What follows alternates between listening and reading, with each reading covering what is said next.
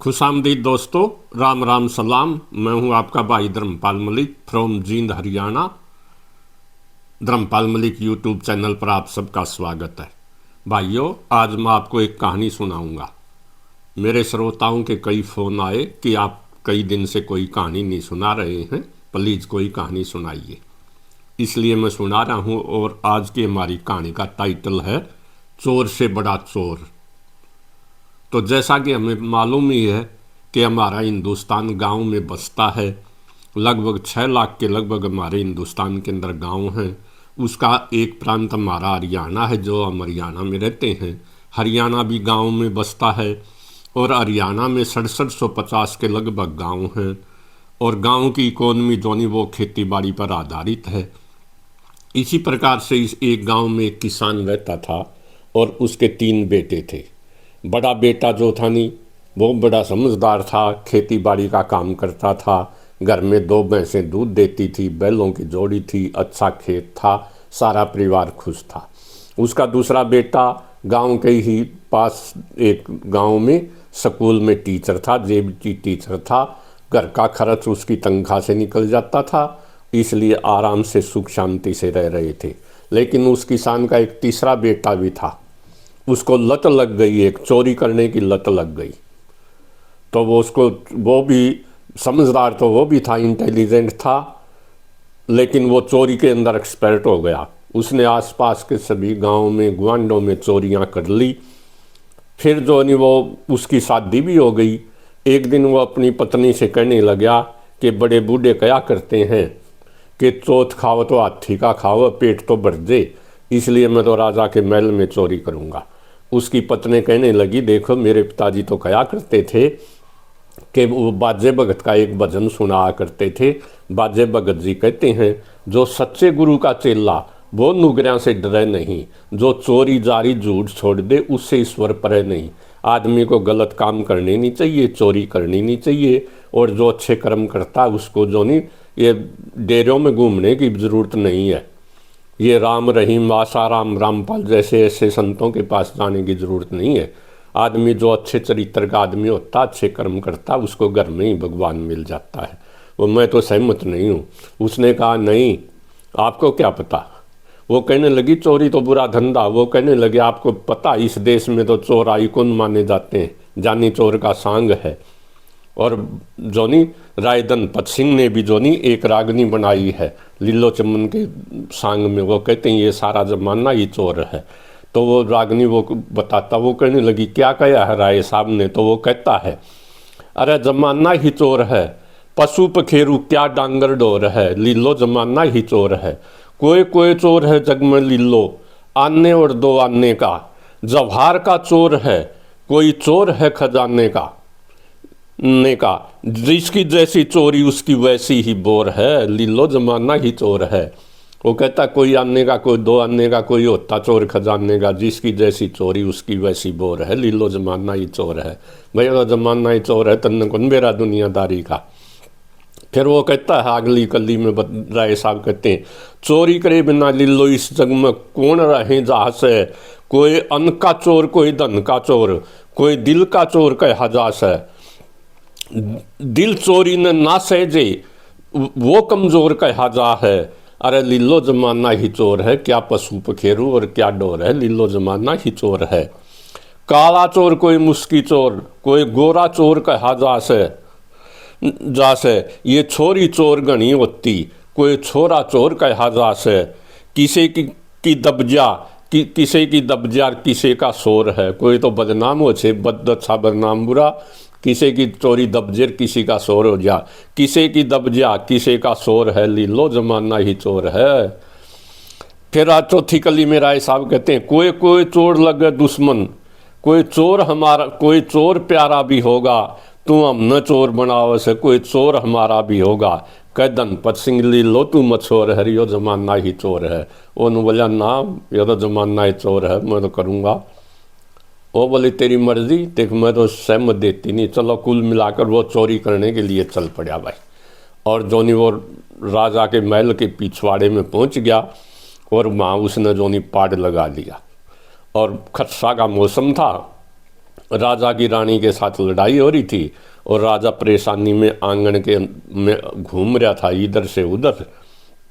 हरियाणा में 3 मौसम है, खरसा, चमासा और शाला। खरसा कहते हैं गर्मी को, चमासा बरसात के सीजन को और शाला कहते हैं सर्दी को। तो खरसा का मौसम था, गर्मी में वो घूम रहा था और उसको खटखट की आवाज़ आई। उसने देखा भाई तेरा सोने का जो कमरा है उसके पीछे तो कुछ गड़बड़ है। वो वहाँ गया तो वहाँ वो चोर जो नहीं पाड़ लगाने लग रहा था। राजा उसके पीछे जाके खड़ा हो गया और कहने लगा भाई कौन है तू? वो बोला तने दिखता को नहीं मैं की काम करूँ हूँ, पहले तू बता तू कौन है? वो बोला भाई मैं भी चोर हूँ।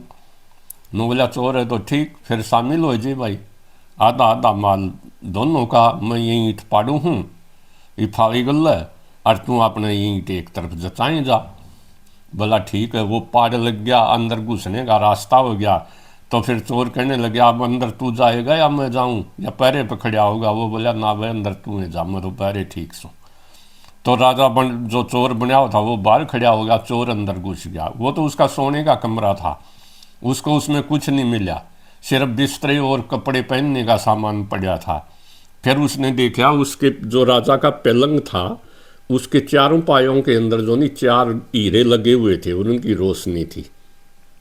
चोर ने समझा, चोर ने जो पीछे वाले पाँव थे पाए थे उसके पलंग के पैंदों की तरफ के, एक तो सिरहाना होता है और एक पैंद होती है, पैंदों की तरफ के शाने आदमी कया भी करते हैं कि भाई घी के तो दर्शन बल्ले और डालडा का खाना के, और शान आदमी का तो पैंद सही और मूर्ख का शराना के। बस शान आदमी का तो पैंदे बैठने तो विज्ञान मिल जाए और शराना मूर्ख का चाहे शराना बैठा रहो वहाँ कुछ नहीं आना जाना।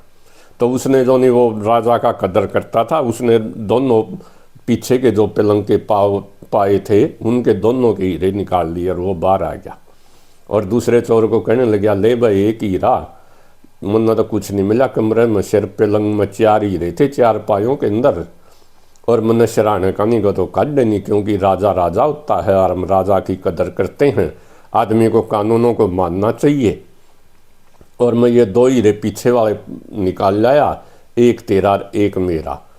वो कहने लगा यार वो बाकी भी निकाल लिया तर शराने का नहीं। वो कहने लगा ना भाई, बाजे भगत ने एक जगह कहा राजा के बगैर तो प्रजा सुन्नी हो जाती है। एक भजन में बाजे भगत जी कहते हैं सारा गदर माच जागा, राजा बिन सुन्नी प्रजा, ज्ञान बिना यो हृदय सुनना ना, अंधन का चाहे घर बर जा, चंदा बिना रात हो सुन्नी, देख अंधेरा जी डर जा, और दूरते जोड़ा वीर मर्द का मन बता कुकर चढ़ जा। मैं राजा बिना प्रजा सुननी होती, मैं राजा की कदर करता हूँ, मैं अपने राजा के सिराने की तरफ के जो नहीं वो नहीं निकाल सकता हीरे। चलो उसने कहा ठीक है। तो उसने कहा भाई फिर भी कभी चोरी करनी पड़ जाए तेरा आता पता तो दे जे। राजा ने उसका पता पूछ लिया, चोर अपने घर चला गया। राजा जो है नहीं वो पहरेदारों के पास चला गया, भाई देखो चोरी होगी मेरे सोने के कमरे में शयन कक्ष में, और वहाँ एक संतरी का जो नहीं एक गार्ड की ड्यूटी लगा के, और राजा भी जो नहीं रानी के महल के अंदर चला गया। मूड जो नहीं राजा का और भी ज़्यादा खराब हो गया। तो सुबह जो नहीं मंत्री आया, राजा ने मंत्री की ड्यूटी लगाई। तो उस संतरी ने क्या किया, उसने देखा भाई 2 हीरे निकाले हुए, 2 हीरे बाकी हैं।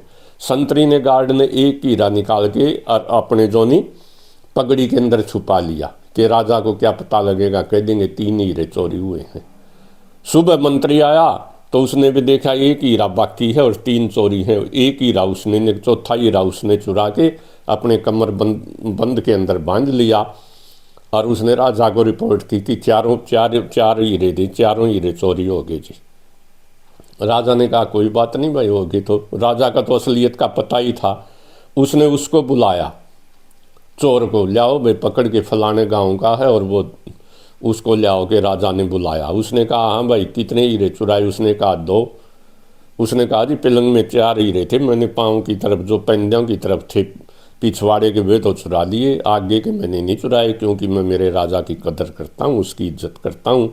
हमारे धंधे में भी ईमानदारी है, राज दरबार में तो चाहे ईमानदारी ना हो, चोरों डाकुओं के धंधे में ईमानदारी होती है राजा साहब, वरना हम धंधे में बेईमानी करें तो आपस में ही कट कर मर जाएंगे।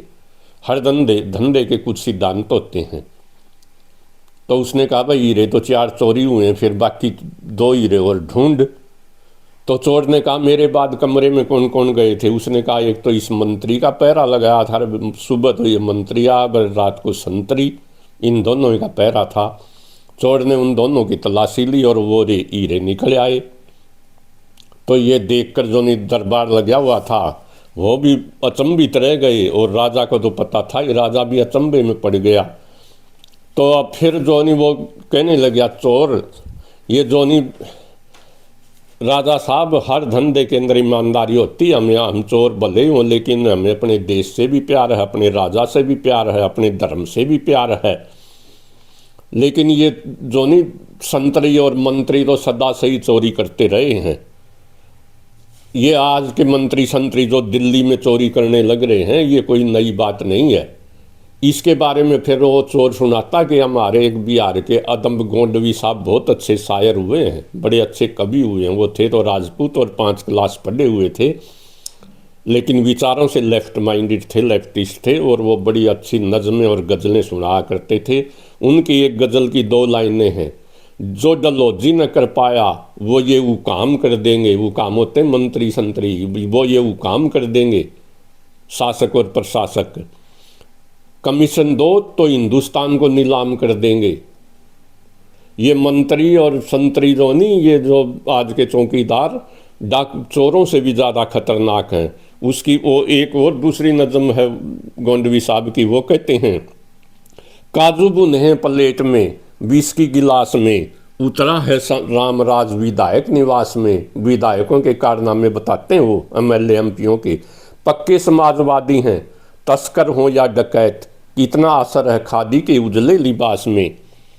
आज़ादी का ये जश्न मनाएं वो किस तरह है, जो आ गए हैं फुटपाथ पे घर की तलाश में। जो लोग आज़ादी के लिए जिन्होंने अपने सब कुछ दिया लेकिन वो घर की तलाश में फुटपाथ पे आ गए हैं, वो कैसे आज़ादी का जश्न मनाएं।